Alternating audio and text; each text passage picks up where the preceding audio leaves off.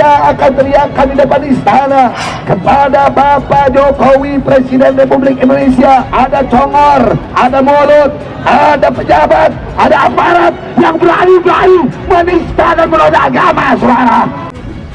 Jokowi, kamu juga harus mundur karena tidak becus negara. Malu kamu, ngaca muka sendiri. Untuk Jokowi, kau memang tidak sanggup mengurus negeri ini, mundur Pak, mundur. Saya lebih baik Jokowi mundur. Saya pun sekarang juga, ya Allah, saya merasakan banget jeritan emak-emak yang ada ngomong sama saya terus gitu. Tolonglah Jokowi harus mundur. Saya datang ke sini bukan hanya untuk Jokowi mundur, tetapi saya ingin satu sistem, satu agama, satu kepemimpinan. Ya, dengan kita tegakkan syariah Islam secara kafah, Indonesia pasti akan bisa dengan mudah tegaknya syariat Allah di muka bumi ini. Takbir!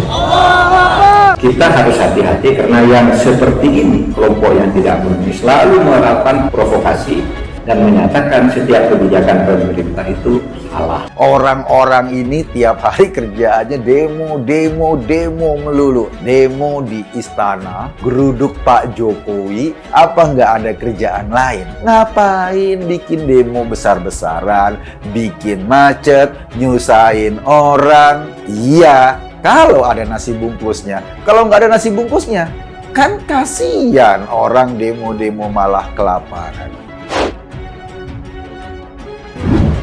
Wajib lengserkan Jokowi.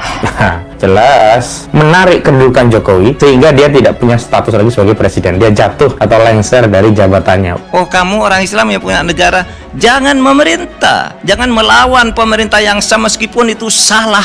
Jangan berontak, kritik silakan, tapi jangan Anda merontak lalu menyatakan ini harus jatuh.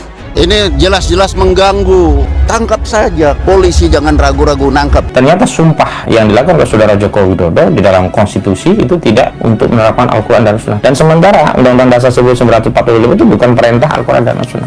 Kadrun sampah negara ini, pemuja HTI, kadrun-kadrun khilafah, sampah-sampah negara yang selama ini membuat kegaduhan. Mereka suka menyebarkan ujaran kebencian, propaganda, adu domba, memfitnah, terutama kepada pemerintah. Ini karena dalangnya belum pada ditangkepin. Dalangnya ini masih terus saja berkibar-kibar, nyerocos terus. Ada satu nih, mentornya nih, HTI yang ingin merusak keutuhan NKRI dengan memaksakan ambisi keagamaannya dia. Agama menurut dia, bukan agama menurut yang sebenarnya. Lalu kalau saya lihat fotonya, ya tampang-tampang sih, tampang kurang gizi, orang nggak jelas. Wow, ternyata dia memang benar kadrun. Rubah prinsip kedaulatan rakyat, tinggalkan seluruh hukum dan sistem jahiliyah, dan tegakkan hanya syariat Islam saja. Khilafah, khilafah, khilafah, khilafah, khilafah. Song-songlah perubahan besar dunia menuju khilafah. Takbir, takbir, Allah, takbir, takbir. Kibarkan raya Allah.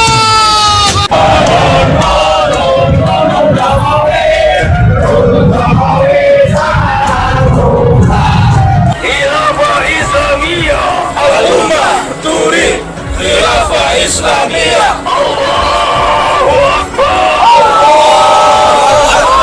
Khilafah Islam, al-ummah turid khilafah Islamiyah. Terus lakukan perjuangan ini, apapun yang terjadi di depan sana.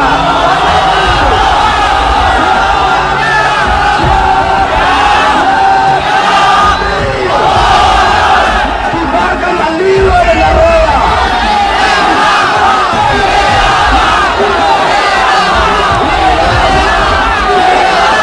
Manusia dijadikan khalifah di muka bumi, iya, jelas di dalam Al-Quran. Tapi jangan kemudian diolah seolah-olah ada sistem politik bernama khilafah. Mula uang nek wong maju pasti tidak mundur lagi membahas khilafah. Karena khilafah itu dibahas Sayyidina Ali kali Muawiyah liku paten-patenan. Hancurkan sekat-sekat nasionalisme yang telah memecah belah kita semua. Jadi keliru sekali ketika ada yang menyatakan anugerah terbesar bagi bangsa Indonesia adalah Pancasila. Keliru. Justru anugerah terbesar ya bagi hidup kita juga bangsa kita, negeri ini Indonesia adalah menegakkan khilafah. Pancasila yang kita buat ini adalah Indonesia ini sudah khilafah sebenarnya dalam konteks ini. Ketika khilafah yang berdiri pada bentuk kekuasaan internasional menghilangkan sekat-sekat negara. Orang yang melakukan pembangkangan itu bugot adalah orang-orang yang melanggar dan itu hukumnya haram. Tinggalkan seluruh hukum dan sistem jahiliyah dan tegakkan hanya syariat Islam saja. Kepemimpinan yang tidak menerapkan khilafah ini itu masuk 3 kategori: zalim, fasik, bahkan kafir gitu. Karena saudara Joko Widodo tidak memimpin untuk menerapkan Islam. Kalau benar Anda menemukan satu sistem yang diajarkan secara persis oleh Al-Quran, Al-Hadis tentang khilafah, saya jadi pengikutnya, saya akan mengkampanyekannya. Tapi pasti itu tidak ada karena saya sudah berkeliling pesantren, berkeliling perguruan tinggi. Saya tanya mana sih dalilnya? Tidak ada. Yang mengatakan bahwa khilafah ini adalah ajaran Islam. Dari mana? Jangan kerdilkan Islam seolah-olah Islam itu mewariskan sistem politik yang penuh darah itu. Penuh dengan pembunuhan, penuh dengan penyelewengan, baik terhadap syariat maupun hakikat. Maka kami akan bersungguh-sungguh berjuang untuk menerapkan syariah Islam secara kafah dalam naungan khilafah. Amin. Amin. Amin. Kita harus hati-hati karena yang seperti ini, kelompok yang tidak berani selalu melakukan provokasi dan menyatakan setiap kebijakan pemerintah itu salah.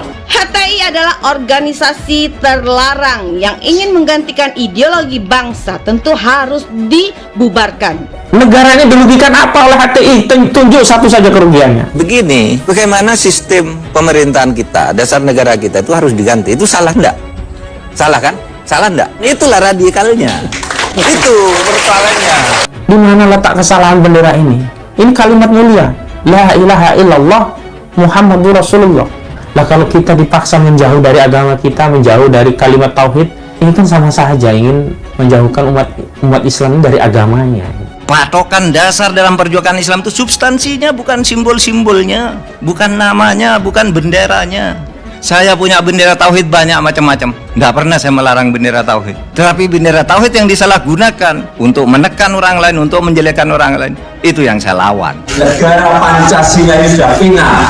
Kalau ada yang keluar dari Pancasila, dari Undang-Undang Dasar 45, dari NKRI, dari kebinekaan kita, itu hal yang sangat fundamental sekali. Kalau ada ormas yang seperti itu, ya kita gebuk. Saya Jokowi, saya Indonesia, saya Pancasila. Khilafah bukanlah sesuatu yang baru terdengar di telinga banyak warga Indonesia. Khilafah mulai diperkenalkan semenjak organisasi Hizbut Tahrir Indonesia atau HTI bertandang di negara merah putih ini. Setelah organisasi eksklusif ini dibubarkan oleh pemerintah, khilafah mulai hilang kendali, sehingga ia berjalan bagai anak ayam tanpa induknya. Seperti diketahui, Ahmad Kosinuddin pernah menjadi pengacara Gus Nur yang terdakwa kasus ujaran kebencian dalam ceramah-ceramahnya. Ahmad Kosinuddin juga pernah menjadi Direktur Pusat Kajian dan Bantuan Hukum Hizbut Tahrir Indonesia atau HTI. Pada tahun 2020, Ahmad Kosinuddin juga pernah ditangkap polisi. Ia ditangkap atas tudingan menebar berita palsu, namun tidak sempat ditahan. Rekam jejak Kosinuddin ternyata akhir-akhir ini baru tercium bau-bau khilafah. Karena Kosinuddin sangat optimis dengan konten di media sosialnya tentang masa depan khilafah dijadikan sebagai sistem di sebuah negara dengan menggantikan sistem demokrasi. Sangat disayangkan pengetahuan Kosinuddin. Seharusnya pengetahuan ini tidak digunakan untuk sesuatu yang tidak baik, yakni khilafah. Khilafah dinilai tidak baik karena ia bersifat imajinatif. khilafah tidak bakal terwujud dan benar-benar menjadi sistem di suatu negara, apalagi di seluruh dunia, karena mustahil terwujudnya sistem pemerintahan yang diakui oleh seluruh negara di penjuru dunia. Kita tidak habis pikir, semangat mengusung khilafah dalam memperjuangkan sistem ini. Mereka seakan-akan mengharapkan sesuatu yang bermanfaat sedikit pun, sehingga tidak bernilai apapun. Mereka tampil di belakang khilafah hanya untuk menjadi oposisi pemerintah dengan tujuan politis. Mereka hanya untuk melumpuhkan kekuasaan pemerintah sehingga mereka dapat merebutnya. Pengusung khilafah sesungguhnya membual saja. Mereka tidak percaya atas apa yang diperjuangkan. Sangat mungkin ketika kekuasaan didapat, mereka pasti tidak bakal memperjuangkan khilafah lagi. Mereka akan tetap kembali ke demokrasi karena hati nurani mereka hanya terpaut terhadap demokrasi. Sadar atau tidak, pengusung khilafah dalam hati nuraninya ingat bahwa demokrasi merupakan sesuatu sistem yang dibangun dengan darah perjuangan oleh beberapa pahlawan bangsa. Sangat tidak bermoral orang-orang yang tidak memperjuangkan apalagi bersikeras menggantikan demokrasi dengan sistem yang lain. Karena perjuangan mereka yang sesungguhnya bukan untuk khilafah, tapi hanya untuk melumpuhkan kekuasaan pemerintah. Maka tidak boleh baper merespons setiap argumentasi yang disampaikan mereka tentang khilafah. Anggap semua argumentasi mereka sebatas membual saja. Maka dari itu, pemerintah atau rakyat tidak boleh terpengaruh dengan modus khilafah yang dikampanyekan oleh pengusungnya. Tetaplah bersikap optimis dalam menjalankan sistem demokrasi tanpa berpikir negatif yang dapat merusak sistem demokrasi yang sudah ada. Pikiran negatif ini akan berakibat negatif pula terhadap masa depan seseorang. Qasinuddin itu adalah seorang politikus. Pasti pikirannya tidak selurus agamawan fundamentalis. Qasinuddin pasti punya kepentingan di balik semua kampanyenya tentang khilafah. Secara general, kepentingan yang dimaksud adalah kekuasaan. Qasinuddin pasti sadar bahwa tidak ada musuh yang abadi di dalam politik. Sebaliknya, tidak ada teman yang abadi pula di dalam politik. Boleh jadi sekarang di saat berjuang menggapai kepentingan yang dirahasiakan, Qasinuddin masih sangat soulmate dengan pengusung khilafah.